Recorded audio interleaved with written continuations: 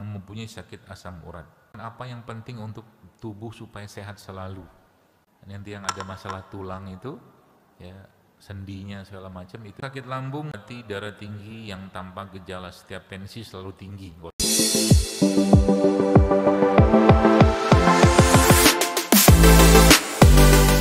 Ini saya sekarang tinggal bersama orang tua yang mempunyai sakit asam urat. Beliau selalu mendengarkan kata orang untuk obat asam urat, tapi berakhir dengan sakitnya yang parah. Maaf Ustadz, mohon sarannya apa? Nanti kata orang juga, kata Zaidul Akbar saja. Tahu nggak nanti disuruh minum, nanti tidak mau pula dia. Orang tua itu memang Masya Allah ya. Maka jadi orang tua itu ya Bu sekalian ya, pesan saya, jangan jadi orang tua yang kaku gitu loh. Apalagi ada beberapa orang tua tuh kan, beberapa mau anaknya sekolahnya sampai manapun, tetap di anak saya tetap anak bodoh, anak kecil kan gitu. Kadang-kadang nggak bisa terima. Saya tuh saya mengalami itu soalnya dulu. Saya waktu lulus dokter nggak percaya bapak saya sama saya, nggak percaya. Begini dokter yang lain.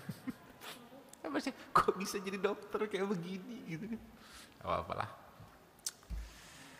Baik, jadi apa banyak ya resep-resep sederhana kalau Anda mau pakai, ya mungkin jahe, lengkuas, serai, kunyit cukup ya. Asal dirutinin saja. Ya, itu bisa. Untuk gurah mandiri, saya tidak menguasai ilmu pergurahan. Jadi jarang saya pakai, jadi saya nggak tahu.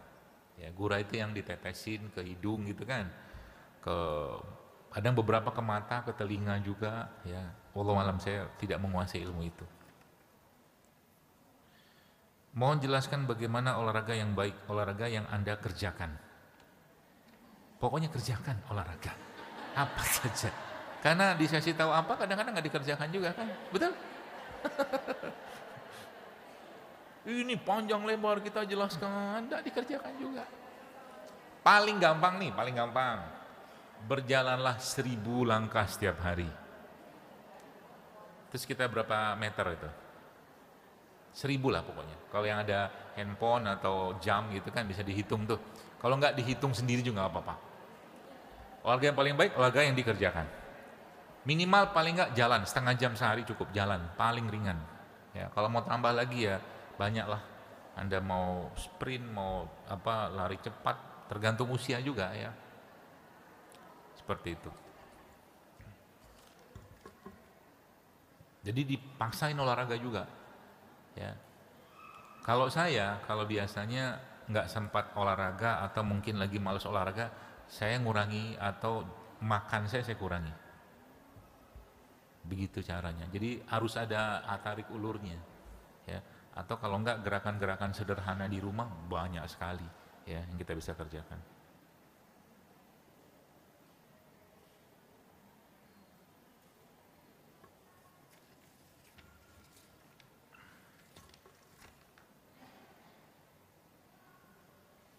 Ikhtiar apa yang bisa dilakukan agar cepat mendapatkan anak? Gak bisa, harus sabar. Ya karena kenapa saya katakan begini, karena sebagian besar setahu saya kehamilan dalam Quran itu kehamilan ini tidak normal, tidak normal. Nabi Zakaria nggak normal, siapa tuh namanya, Maryam nggak normal, ya kan nggak normal kan? Karena yang namanya kehamilan itu sesuatu yang anugerah dari Allah gitu loh. Makanya saya pernah ketemu dengan ada orang lah pas dia mampir ke kafe saya di Jati Asih, kapan-kapan mampir lah. Sudah pernah? Nah, mampirlah. Tapi jangan rame-rame. Tempat nggak banyak. Namanya kafe .JSR. Hah? Ya. Kafe JSR. Dekat kok dari sini. Nanti makan situ. Ada. Jadi di situ tuh pas saya ke sana, terus ada ibu-ibu lah mungkin ya, sama suaminya kalau nggak salah itu. Dia tanya, dia udah bekerja, mereka berdua tuh bekerja dan kerjanya tuh shift ya, kebanyakan malam setahu saya. Lalu dia tanyalah sama dok, apa kira-kira promil gitu kan. Saya tanya, ibu kerjanya apa, bapak kerjanya apa? Setelah tahu jawabannya saya bilang, lebih baik anda tidak punya anak. Saya bilang, kalau anda punya anak, pasti anaknya anda akan titipkan ke orang tua. Betul? Iya, ketawa dia. Iyalah, harus ada yang berkorban, kayak begini ceritanya, nggak bisa, saya bilang. Ya, seperti itu. Ya, makanya urusan kehamilan ini, bapak ibu sekalian, ya tadi, maka solusinya apa?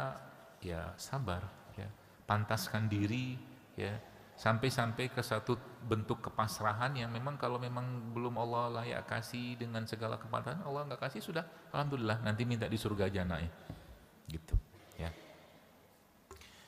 Banyak sih, mungkin kalau baca di YouTube saya atau mungkin lihat di YouTube udah berlimpah ruah itu kayaknya tentang itu, promil itu. Anak saya umur 10 tahun dalam pengobatan TBC, flek, minum obat selama 6 bulan, vitamin sehari 2 kali, makan banyak, buah doyan, tapi badannya tidak bisa gemuk. Gimana caranya menaikkan BB? Saya nggak tahu yang dimakan apa nih. Kalau dimakan kebanyakan karbohidrat, ya nggak bagus, sebagai karbohidrat olahan. Ya, kalau bahasanya adalah mungkin daging-dagingan, ikan, apa-apa gitu, mungkin akan sangat membantu. Mungkin ditambahkan lagi mungkin dengan probiotik, ya, itu juga bisa. Kalau wanita sudah menopause, asupan apa yang penting untuk tubuh supaya sehat selalu? Banyakin puasa. Satu, ya, untuk slowing down agingnya, gitu kan. Itu yang pertama. Yang kedua, protein ya, seperti ya, susu-susuan, tapi susu yang sehat ya, susu-susuan seperti itu. Kemudian ya daging-dagingan boleh juga, sama beberapa minyak-minyakan juga bagus, termasuk itu juga bagus tuh, mungkin kalau saran saya, bone broth, kaldu tulang. Nanti yang ada masalah tulang itu, ya, sendinya segala macam, itu bisa pakai kaldu tulang. Kaldu tulang tuh pakai tulang apa? Kalau saya sukanya kambing sih. Jadi nanti beli tulang kambing, nanti di pasar. Kan depannya ada nih kan pasar kan. Saya dulu beli di situ tulang kambingnya. Beli tulangnya doang, dagingnya enggak. Dagingnya beli ikan. Karena situ kan ikan lautnya kan seger-seger gitu. Ya. Terus direbus, kasih bumbu lah, apa bawang apa segala macam gitu. Paling bagus 16 jam ngerebusnya, tapi api kecil aja. Pakai lilin boleh nggak dok? Nggak bisa maksudnya. Lilin. Api kecil ya, 16 jam. Supaya dia keluar kolagennya itu, Masya Allah. Manfaat itu banyak banget. Dari mulai imun, tulang, bikin kulit kenceng. Apalagi tuh. Dia buat lancarin buang air besar, apa pencernaan juga ya. Nanti minumnya jangan 1 sendok. Minumnya 100 cc sehari. Banyak bikinnya, nanti kalau sudah selesai masukin kulkas saja. Kalau nanti mau diminum, hangatkan, boleh dicampur juga ke lauk. Itu mahal loh, banyak yang jual sekarang cuma botol kecil begini tuh 100.000.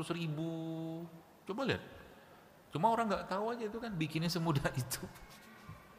Mahal jualnya itu, botol itu kan gelas itu. Tuh, jadi yang menopause kayak begini atau minum tuh kayak begitu, ya. Termasuk juga beberapa jenis tadi minyak-minyakan, zaitun segala macam.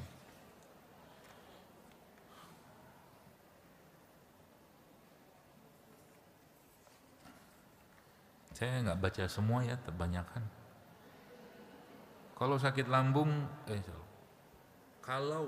lambung supaya tidak sering kambuh, harus konsumsi apa? Harus bahagia.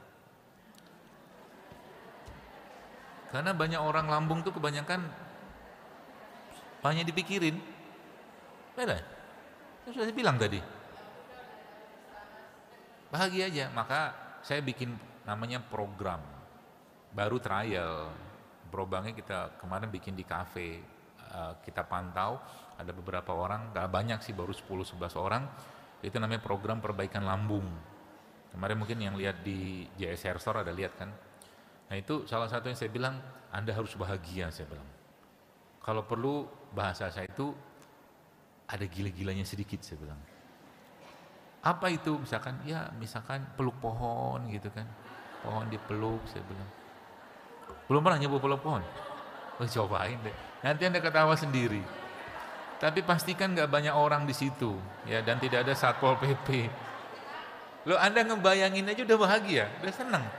Itu memang ada, saya pernah baca tulisan ilmuwan-ilmuwan naturopati gitulah. Dia cerita emang meluk pohon tuh ada vibrasi getarannya kata mereka. Tapi pohon yang gede lah.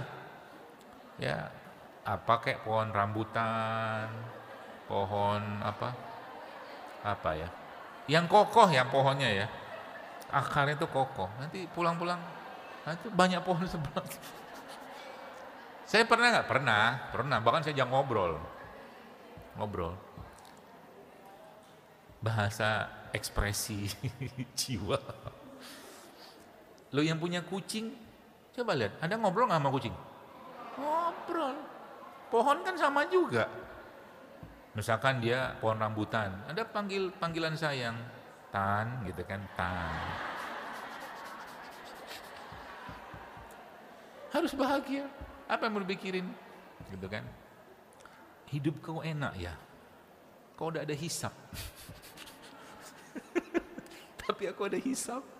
Nah, gitulah. Pohon. Ya. Harus bahagia.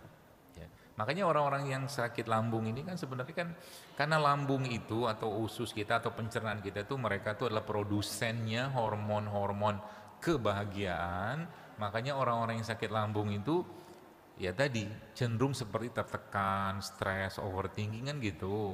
Maka itu dihilangin dulu baru masuk ke bab lambung atau herbal atau obatnya apa. Itu ya. Berarti bisa misalkan buat orang lambung misalkan apa? Bone broth itu bisa, kaldu tadi bisa. Rutin aja minum. Itu bisa. Kemudian apa tuh namanya? Air tajin, udah sering dengar lah kan, air tajin atau kolagen dari misalkan gamat, rumput laut, itu juga bisa, ya.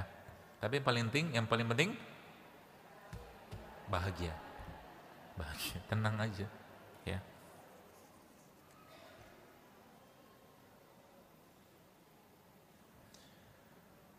Bagaimana cara mengatasi atau mengobati darah tinggi yang tanpa gejala? Setiap tensi selalu tinggi, nggak usah ditensi. Kan nggak tahu. Kan dia bilang kan setiap tensi selalu tinggi. Ya udah tensi lah. Daripada sebab begini. Ini begini loh, saya jelasin. Ada orang yang tensinya naik kalau pergi ke rumah sakit atau ketemu dokter. Betul kan? Berarti supaya tidak naik, bukan ngajarin nggak berobat ke dokter, bukan. Tapi maksud saya kalau mas pergi sana bikin cemas tensi naik, di rumah aja lah. Dokter ditelepon, dok gitu kan, saya baik-baik saja nih gitu kan. Oh iya alhamdulillah gitu kan. Saya agak takut kalau ke rumah sakit gitu kan. Ya udah nggak usah ke rumah sakit gitu kan. Seperti itu. Atau ya pergi jalan gitu kan. Atau hilangkan mungkin curiganya gitu kan. Seperti itu ya. Banyak, kalau darah tinggi mah banyak banget untuk ngobatinnya. Mungkin bawang putih bisa, seledri bisa, air kelapa bisa, kunyit jahe serai itu bisa. Mana yang Anda muat, apa bisa. Cuman tadi babnya lagi-lagi saya sampaikan, kalau ininya nggak tenang, naiklah teruslah dia tensi itu. Ya, ditenangin hatinya, jangan curigaan jadi orang. Biar jantungnya tenang dan bahagia.